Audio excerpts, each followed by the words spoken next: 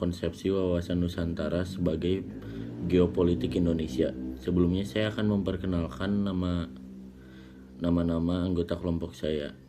Dari kelompok 1 yaitu yang pertama Ardelia Syafafawas, yang kedua Fresia Agres, yang ketiga Muhammad Ghaffar Rajata Gibran, yang keempat Muhammad Khalif Ryan, kelima Nabila Fathia Rahmasari, keenam Renita Sekarayu, ketujuh Rifadilah Hidayah Nurwandi, dan kedelapan Rizka Ariel Budiman.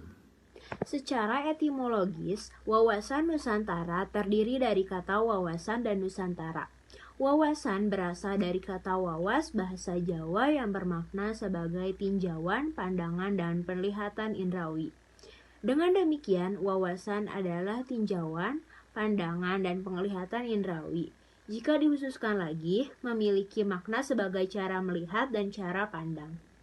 Selanjutnya, Nusantara berasal dari kata nusa dan antara.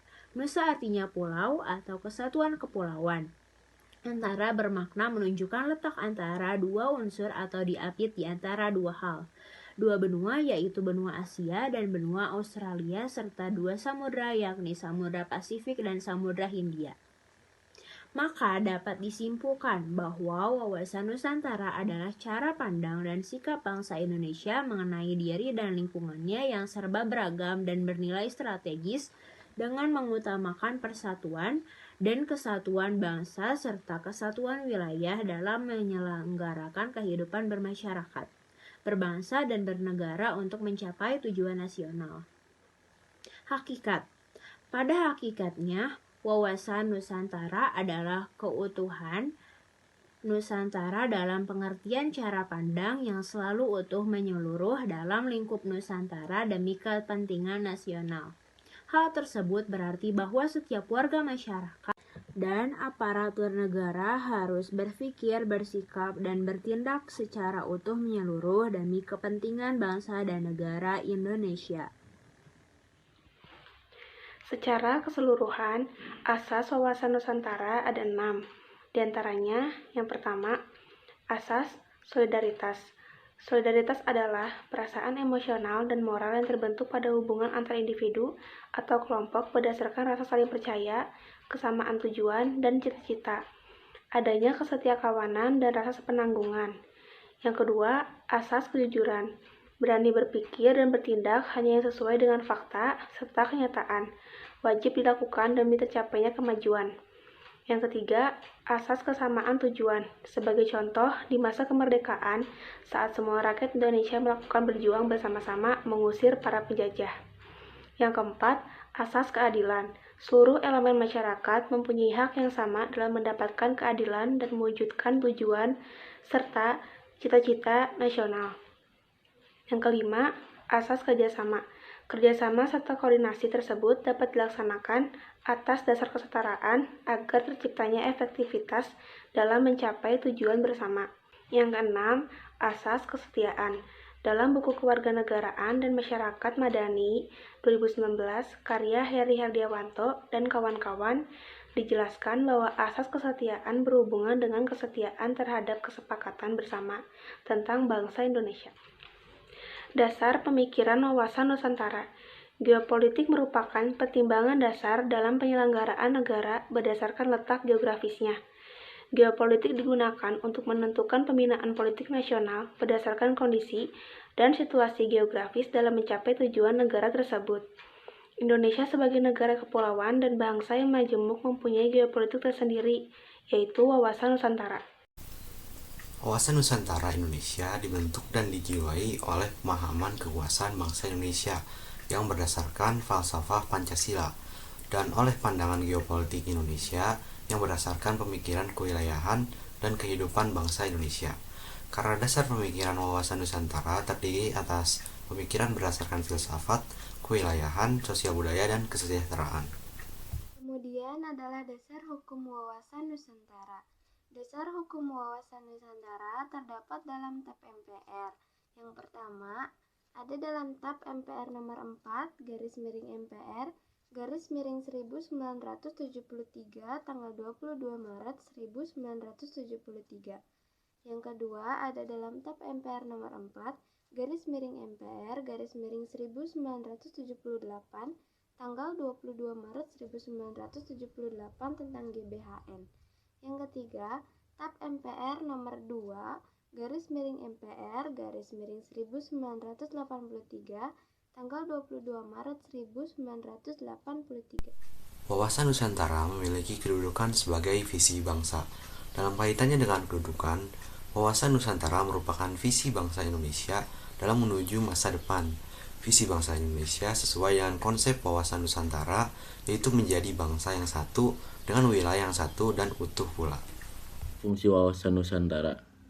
Secara umum, Wawasan Nusantara berfungsi sebagai pedoman, motivasi, dorongan, serta rambu-rambu dalam menentukan segala kebijaksanaan, keputusan, tindakan, dan perbuatan bagi penyelenggaraan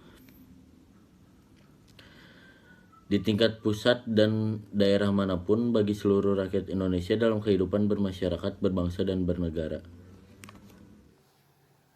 Lalu ada fungsi wawasan Nusantara menurut pembagiannya. Yang pertama ada sebagai wawasan kewilayahan, contohnya pembatasan negara untuk menghindari adanya sengketa antar negara tetangga. Yang kedua ada sebagai konsepsi ketahanan nasional, jadi sebagai konsep dalam membangun pertahanan, keamanan, dan kewilayahan. Yang ketiga ada sebagai pertahanan dan keamanan, pandangan geopolitik Indonesia sebagai satu kesatuan pada seluruh wilayah dan segenap kekuatan negara.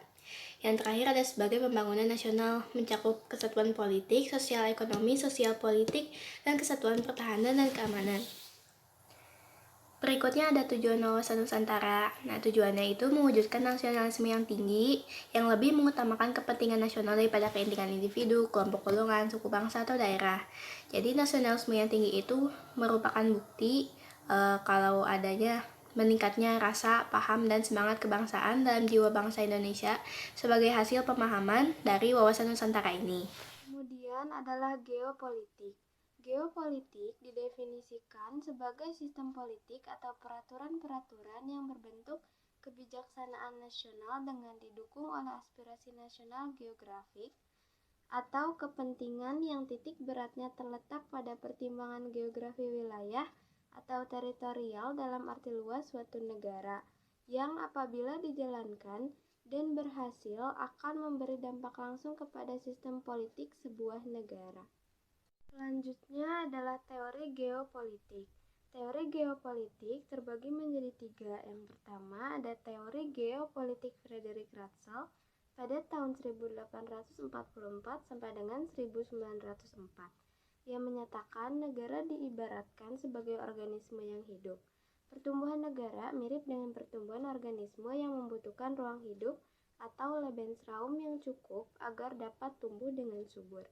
Yang kedua ada teori geopolitik Rudolf Schleien pada tahun 1864 sampai dengan 1922 yang menyatakan negara merupakan satuan dan sistem politik yang menyeluruh dan meliputi bidang geopolitik, ekonomi politik, demopolitik, sosial politik, dan kratopolitik. Yang ketiga ada teori geopolitik Karl Haushofer pada tahun 1896 sampai dengan 1946. Ia berpendapat bahwa pada dasarnya dunia terbagi menjadi 4 kawasan benua dan dipimpin oleh negara adidaya. Paham geopolitik bangsa Indonesia. Bagi bangsa Indonesia, geopolitik adalah pandangan baru dalam mempertimbangkan faktor-faktor geografis wilayah negara untuk mencapai tujuan nasionalnya. Contoh dari geopolitik terdapat pada kasus Kepulauan Natuna Indonesia. Pada saat itu, Indonesia melakukan protes saat wilayah Natuna yang menjadi Kepulauan Riau mendadak muncul di peta terbaru Laut Cina. Saat ini, Natuna merupakan wilayah kabupaten di Indonesia yang berdiri tahun 1999. Klaim sepihak oleh Cina membuat Indonesia naik pitam, apalagi beberapa saat yang lalu, Cina melakukan klaim sepihak juga terhadap Kepulauan Spratly dan juga Paracel, yang merupakan bagian dari wilayah negara Filipina. Lalu pemerintah Indonesia melakukan protes dan terus mengusahakan segala upaya termasuk perundingan terhadap klaim sepihak yang dilakukan Cina terhadap Kepulauan Natuna. Tujuan dan manfaat Wawasan Nusantara sebagai geopolitik Indonesia. Manfaat yang pertama, diterima dan diakuinya konsep Nusantara di forum internasional. Yang kedua, Wawasan Nusantara menjadi salah satu sarana integrasi nasional. Yang ketiga, penerapan wawasan Nusantara menghasilkan cara pandang tentang keutuhan wilayah Nusantara yang perlu dipertahankan oleh bangsa Indonesia. Yang kelima, pertambahan luas wilayah sebagai ruang hidup memberikan potensi sumber daya yang besar bagi peningkatan kesejahteraan rakyat. Yang terakhir, ada pertambahan luas wilayah teritorial Indonesia. Lalu untuk tujuan yang pertama yaitu ada tujuan keluar, yaitu terjaminnya kepentingan nasional dalam dunia yang serba berubah dan ikut serta dalam melaksanakan ketertiban dunia berdasarkan kemerdekaan, perdamaian abadi dan keadilan sosial serta mengembangkan suatu kerjasama dan saling menghormati. Tujuan yang kedua ada tujuan ke dalam, yaitu menjamin perwujudan persatuan kesatuan segenap aspek kehidupan nasional, yaitu politik, ekonomi, sosial, budaya, dan pertahanan keamanan.